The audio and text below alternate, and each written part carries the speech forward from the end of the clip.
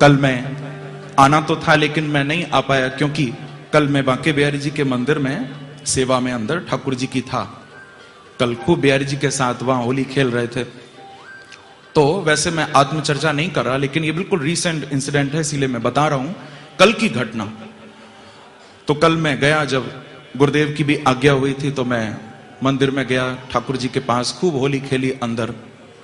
आरती में भी कल मैं था, मैंने आरती की अपने हाथों से कल रात को बिहारी जी की। तो आरती के बाद ठाकुर जी को जब बाहर से हम लोग अंदर गर्भगृह में लेकर गए तो ठाकुर जी का सब श्रृंगार उतारा और सुंदर चंदन के शैया पर बिहारी जी को शयन कराया। आप सुनिए गौर से, बांके बिहारी जी को हाथों से मैंने शयन कराया। और क्योंकि खूब होली खेली ना, पूरा गुलाल में ठाकुर जी हो रहे थे, तो थोड़ा ठाकुर जी को अच्छी तरह पहुंचकर स्वच्छ करके फिर आराम से शैया पर, उस चंदन के पलंग पर सोते हैं बिहारी जी, उस पर सुलाया। तो जब मैं चरण दबा रहा था तो वहां पर नियम है कि ठाकुर जी को सुलाते समय भी और जब उठाते हैं तो इत्र से मालिश होती है बिहारी जी की, आप लोगों को मालूम होगा। तो मैं अपने साथ ही अपनी माला झोली में ही इत्र की शीशी लेकर गया था, क्योंकि जाते हैं मालिश करते हैं बिहारी जी की। तो वो मैं चरण दबा रहा था, चरणों में बैठा प्रभु के, तो मैंने अपनी शीशी निकाली कि मैं ठाकुर जी को इत्र लगाऊं, मालिश करूं थोड़ी सी। वहां पर मालिश की बड़ी महिमा है प्रभु को। हम लोग हाथों में अंगूठियां भी नहीं पहनते, इसका भाव भी यही है कि ठाकुर जी को मालिश करते समय कहीं उससे कोई आघात न हो, प्रभु को कोई कष्ट न हो। तो जब मैंने वो शीशी निकाली, इत्र हाथ में लिया, तो देखा वो इत्र केसर का था। वो केसर का इत्र था, मैंने ही मंगवाया था। लेकिन अब तो केसर का समय नहीं है, जब बहुत ठंड पड़ रही होती है तब केसर का इत्र बिहारी जी को लगता है, केसर का, हिना का। लेकिन अब तो मौसम बदल गया है, गर्मी है। तो मुझे बड़ा दुख हुआ कि मैं घर पर क्यों नहीं देखकर लाया कि इत्र कौन सा है। बहुत दुख हुआ, क्योंकि ये इस समय ठाकुर जी को विशेष रूप से गुलाब का इत्र लगता है। गुलाब का जो इत्र है वो 12 महीने ठाकुर जी को लगता है, केवल गुलाब का। बाकी फिर गर्मियों में तो खस का लगता है, मिट्टी का भी इत्र होता है, ब्रजरज से बनता है, कई तरह के इत्र गर्मियों में लगते हैं, लेकिन केसर नहीं लगाया जाता। तो अब वो गलती से केसर की शीशी आ गई, तो बस आंखों से आंसू गिरने लगे कि अब मैं कैसे लगाऊं ठाकुर जी को। और बहुत दिल से मैं गया था कि मैं मालिश करूंगा प्रभु की। तो आप बिल्कुल ध्यान देकर सुनिए, ये सत्य घटना, मैं कोई आत्मचर्चा नहीं कर रहा, अपनी बात नहीं बता रहा हूं, ये बिहारी जी की कृपा की बात आप लोगों को बता रहा हूं। तो अब वो केसर का इत्र, मैं बिल्कुल आंसू आ गए आंख में, तो मैं चरण ही दबाता रहा कि अब इत्र तो लगा नहीं सकता, क्योंकि रात भी हो गई थी, अब कहां से मंगवाऊं। तो बंधुओं, उसी समय जो मेरे साथ गोस्वामी जी और भी थे अंदर, तो उन्होंने कहा कि देख लाला, तो कोई भंडारी बाहर बुला रहे हैं।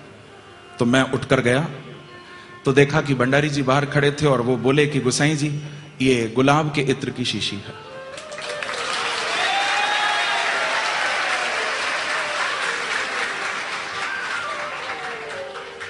मैंने कहा कि ये आप कहां से लाई?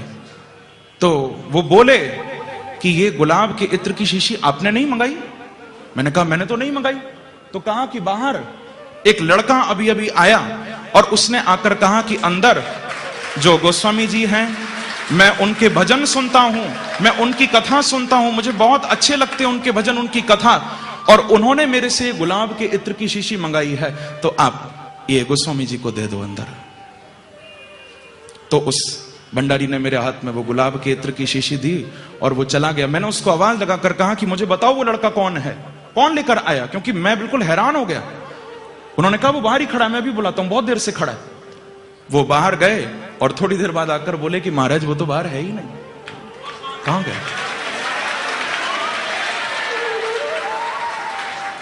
बस बंद हो, कंपन हो गया पूरे शरीर में अचानक, देखो।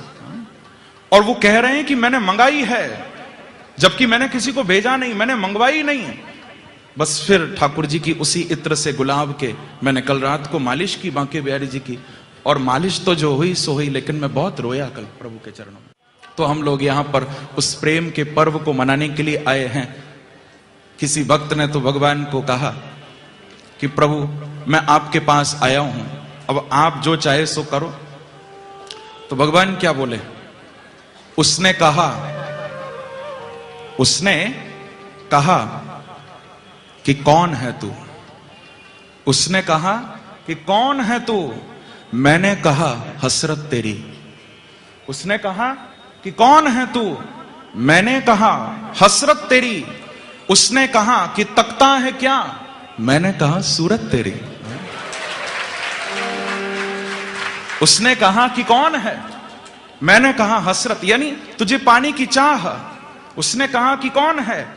मैंने कहा हसरत तेरी। उसने कहा तकता है क्या? मैंने कहा सूरत तेरी। उसने कहा चाहता है क्या? मैंने कहा खिदमत तेरी। सुनिए एक एक शब्द। उसने कहा कि कौन है? मैंने कहा हसरत तेरी। उसने कहा तकता है क्या? मैंने कहा सूरत तेरी। उसने कहा चाहता है क्या? मैंने कहा खिदमत तेरी। उसने कहा पछताएगा। मैंने कहा किस्मत मेरी।